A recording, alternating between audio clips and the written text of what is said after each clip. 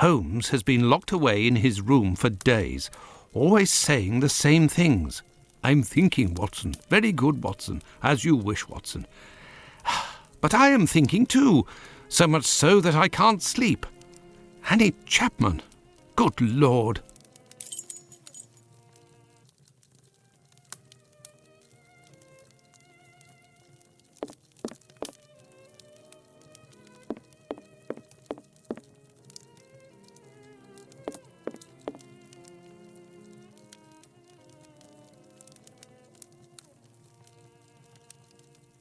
Holmes examined the broken jar that belonged to Finley's tenant. I wonder what this substance is. I don't recognize the odour. Formalin, Watson. This jar contained formalin. Interesting, don't you think? I've been waiting for something for days. Just the tiniest bit of news that would make sense of this whole matter. But there's nothing, neither from the press nor the police. Unless Inspector Aberline is holding on to some information without realizing its importance, which is quite possible. It is time for you to return to the police station in Whitechapel, Watson. And didn't you tell me that you had a matter to take care of it? Take advantage of it to learn more about this pill and its contents. But Holmes, it's late, and spending another night in this district is hardly my idea of entertainment. I know, Doctor, but we don't have any choice. Time is against us. Take your pistol in case you run into any troublesome characters. Fine, as you wish, Holmes.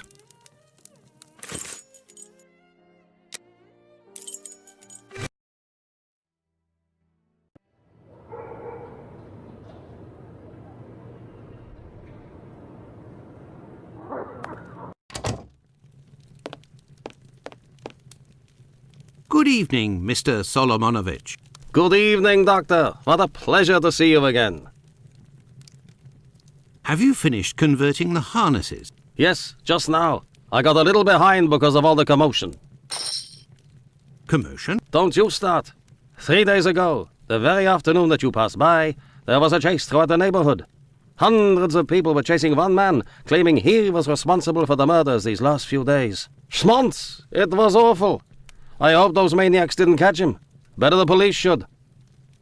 Tell me, did John Pizer turn himself in to the police? Things unfolded as they should. Look in the newspaper, the Daily News from today. Farewell, Isaac. Goodbye, Doctor.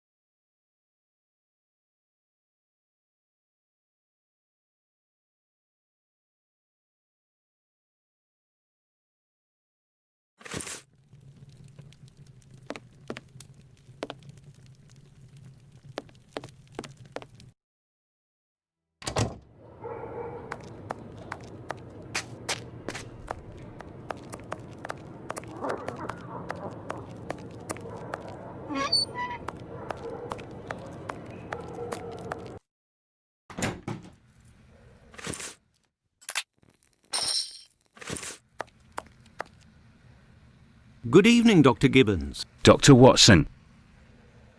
Did you keep the cane we spoke of last time? I was going to sell it tomorrow, would you believe, having not heard word. Here are your harnesses, Doctor. They are top quality, I'd say. Definitely worth the price of this walking stick. Here, it's yours.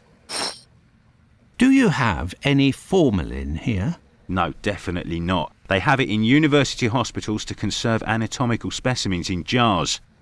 But in a little clinic like mine, we don't keep anything but bad memories. Well, farewell, Doctor. Goodbye, Dr. Watson. I must go to Miss Bella's. Yes, Doctor? Could you tell me what type of pill this is? Yes, we have those here. It's not really a medication. We give them to patients with chronic respiratory conditions like tuberculosis. Did you have a patient by the name of Annie Chapman, the woman killed 3 days ago? Indeed. She came in the morning of her death. Poor woman. Did you give her these pills? Yes, now that I think of it. She actually came in twice. The first time I gave her an almost empty container without making her pay. She came back during the day and said she dropped the container and stepped on the pills. She wanted to know if I could give her more again without paying. I refused. After she left, a patient who was there told me that he lives at the same place and confided that she had been lying. He saw the pills fall in the tenement's communal kitchen, but the woman immediately wrapped them up in a piece of paper. Where did this paper come from? According to this man, she'd found it near the chimney in the kitchen. Anyone could have thrown that paper there. That envelope can't have anything to do with the murder. Pardon, Doctor? Nothing. I was just talking to myself. Well, farewell, Doctor. Goodbye, Dr. Watson. I must go to Miss Bella's.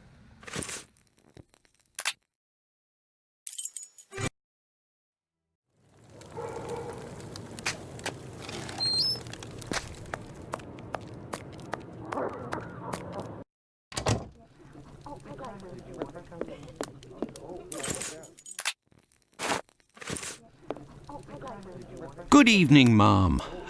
Your door was open. Isn't that a little dangerous? Hello, Doctor. Don't worry, if the looks of anyone who enters doesn't please me, me and my pistol know how to convince them to leave. I found the cane that was stolen from your client. Here it is. Doctor, you are a real saint, I can see that. I'll finally be able to present my bill to this damned painter. If by chance you see him, tell him that a little surprise awaits him here. You told me you would give me some information on this Dr. Tumblety. Agreed. He's a Canadian or an American. He parades from time to time through the neighbourhood in a 50-guinea suit and acts like a doctor. But for business, he isn't worth it. This damn Yankee hates women. The few times that he was approached by the girls, he spit on them, all the while hurling insults. It would seem that he was hunting for the bad boys. He's looking for trouble, that animal. Does he frequent any pub in particular?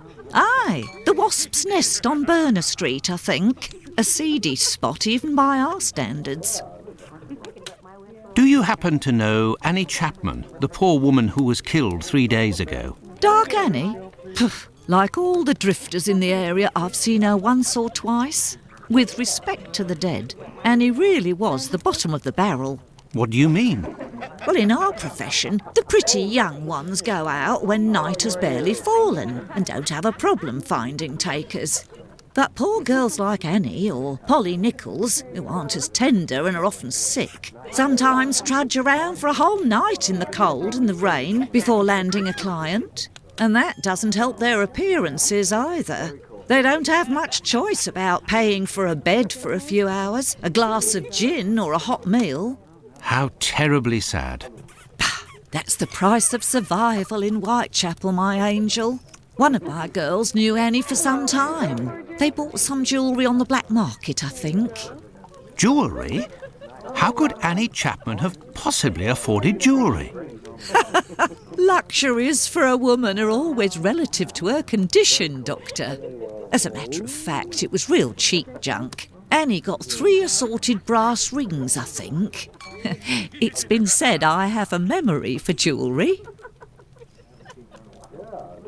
How is Lucy keeping? She's doing well, Doctor, but believe me, it won't last. Rare are the girls who can build a future in our profession. Very well, I shall let you get back to work, Ma. See you soon, my love.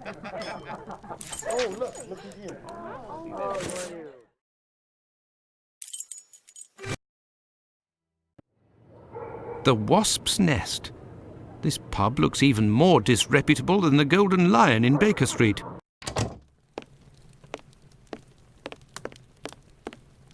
Good evening. Would you happen to have seen a Dr. Tumblety?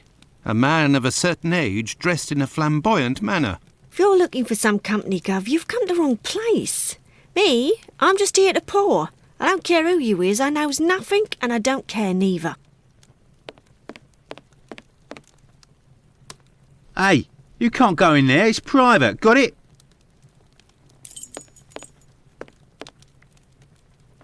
Greetings, my good man. Could I have a pint?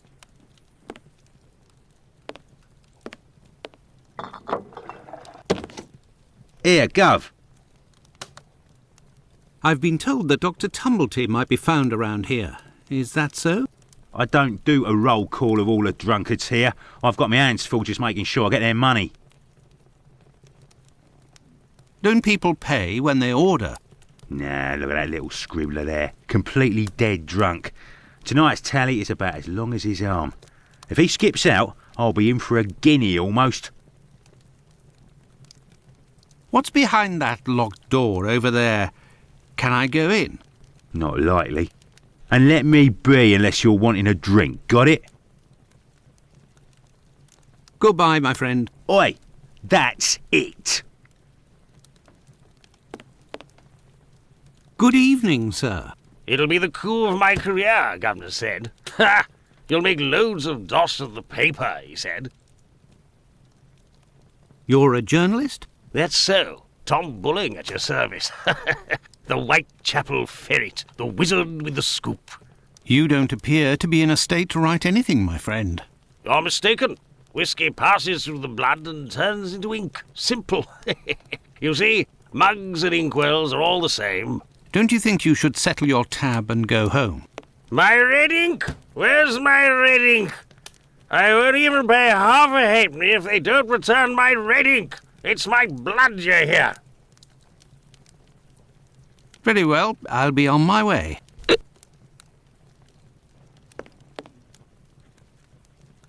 Good evening, sir. Well, I know you. Why, we met at Miss Poolman's the other day. So you've come to slum it in Whitechapel, eh? Do you know Dr. Tumblety, a Canadian or American chap, quite an extravagant dresser, frequents this pub now and then? Are you intimate? No. What do you mean by that? Oh, nothing at all. I just wanted to prove my discretion concerning this man, insomuch and so far as I know him. You wouldn't like it if one day the tables were turned and everyone was talking about why you were in the borough. Isn't that so? As it happens, I saw Miss Poolman recently. She told me that she couldn't wait to see you again. She said something about a surprise that is waiting for you at her establishment. Why, that is some of the best news I've heard, my friend. As thanks, I would like to let you in on a secret. The man that you were talking about, and whom I happen to know by sight, passed by and went through that little door that you see over there. Another man let him in. They weren't together for more than a few minutes, to be sure, eh? Well, I will continue my search. Ah, love. But what is this person trying to imply? This matter is beyond me. This is the sink where the barmaid puts the glasses to soak. Look, red ink. What's that doing here? The bottle is closed. There must still be some ink inside, and it looks like a glass. The barmaid must have put ink into the sink by mistake. Right. Do I get in your way? Me? If you'll excuse me, sir.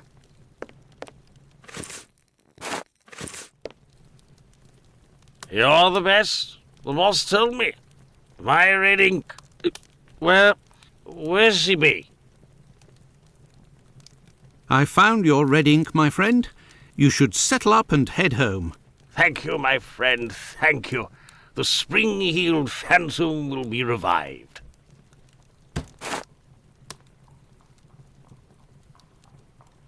Gov? Here you go. It's on the journalist, my friend. I owe you one. The next one is on me. What'll it be? Nothing, thanks. But I may need your help. Listen, my friend, I would like you to let me in the door over there. You're a bobby. A peeler? Absolutely not, my friend. I am a doctor. Fine, I owe you this at least. There's a bloke behind that door there. No pity Bluto. Let's just say he wants to lay low for a moment. So I don't think he'll be opening the door just now. Unless... Tell him you have word from Squibby. That'll open the door. But who can say what'll happen when the door closes? Goodbye, my friend. Oi, that's it. Let me in. I have news from Squibby. But stay calm. And who are you? Where's Squibby? He's out. To be honest, I don't actually know this Squibby chap. I was actually wondering if you knew Dr. Tumblety, a Canadian or American fellow. He came in... Sure we know him. Excellent. Can you... You know about gas? I'm afraid not. I am a doctor. Then I ain't interested. You can be leaving now. But if I find out who snitched to the peelers, I'll find you. Got it? But I can pay you for... Keep your coins for the paupers, or one of the gas boys who ain't afraid of nothing and knows how to hold his tongue. You bring him to me. I'll meet with you.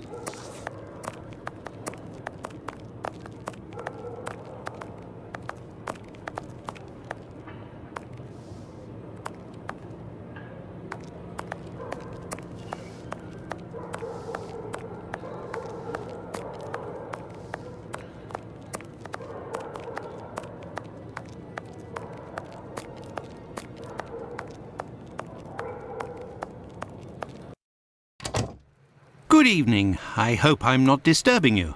Not at all, Doctor. This man, Mr. Richardson, is a witness to the horrid affair at 29 Hanbury Street, the murder of Annie Chapman. We are discussing the relevance of his testimony. You're probably not in a position to discuss it with me, but I would like to know more about what you call the relevance of this young man's testimony. Oh, there's no secrecy. It's simply that the testimony given by Mr. Richardson doesn't match the time of death given by the coroner, Dr. Phillips. What was the time of death, according to him? Before 4:30 in the morning. My conclusions were the same.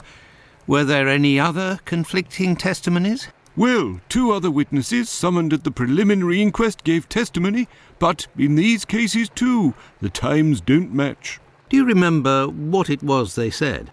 I didn't question them myself. A colleague of mine took down their statements on paper, but on deciding they were of little use, he tore them up and threw them in the bin. There's no point in being bogged down with useless paperwork. I will take my leave, Humphreys. Goodbye, Doctor. May I introduce myself? I'm Dr. Watson. I am... You wouldn't be the chap what writes the detective stories in that there paper? Well, yes, indeed, my stories have been published in the Strand. Go blimey, wanna tell me old mum? It would seem your testimony is the subject of some debate. Could you tell me what it was about? Don't we tell you I'm a bit befuddled about the times that I told them.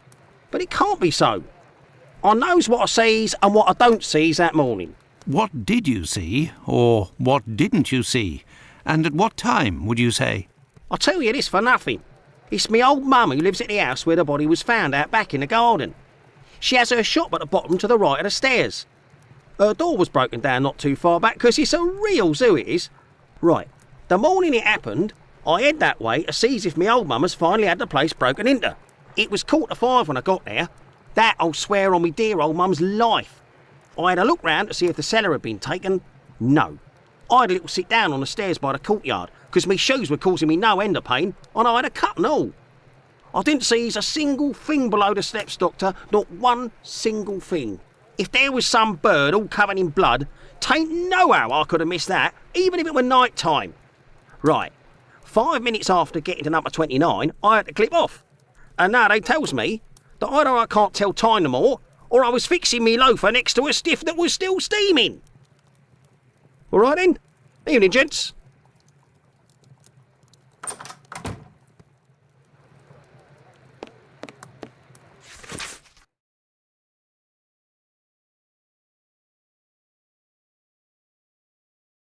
An old report on arrests that took place a few years earlier. Here are the ripped statements. I can piece them together again.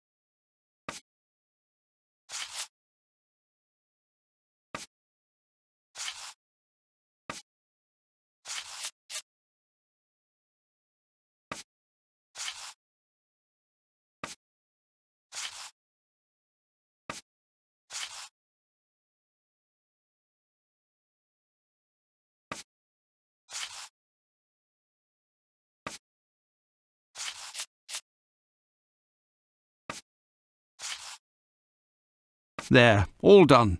Holmes couldn't have done better himself.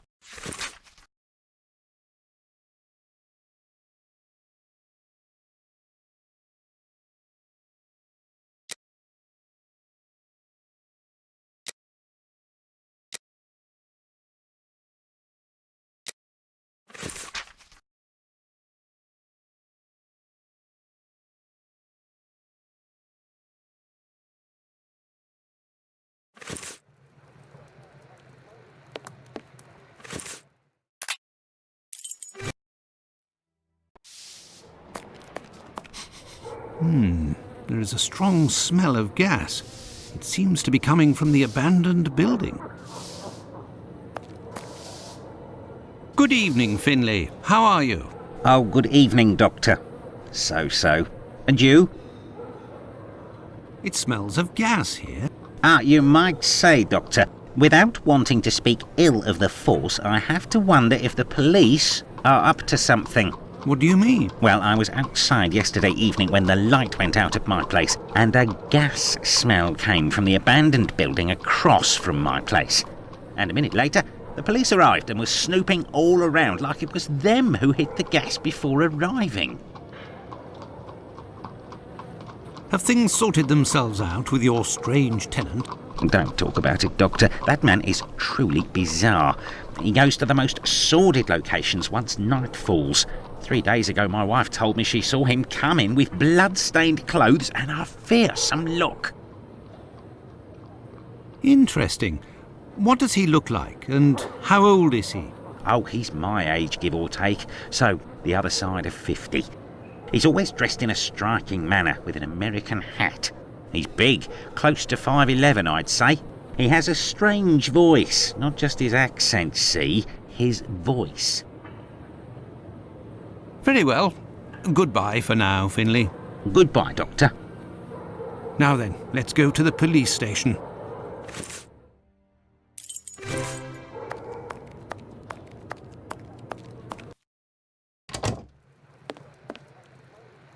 Yes, Doctor?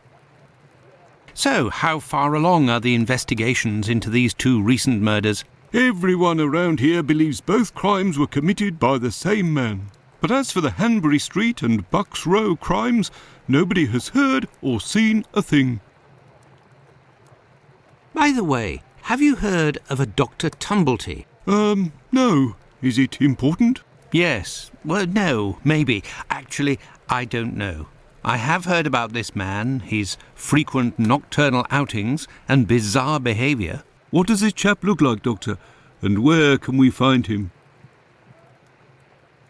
The last I heard was that he was staying at Finley's place, the man who was looking for me a few days ago.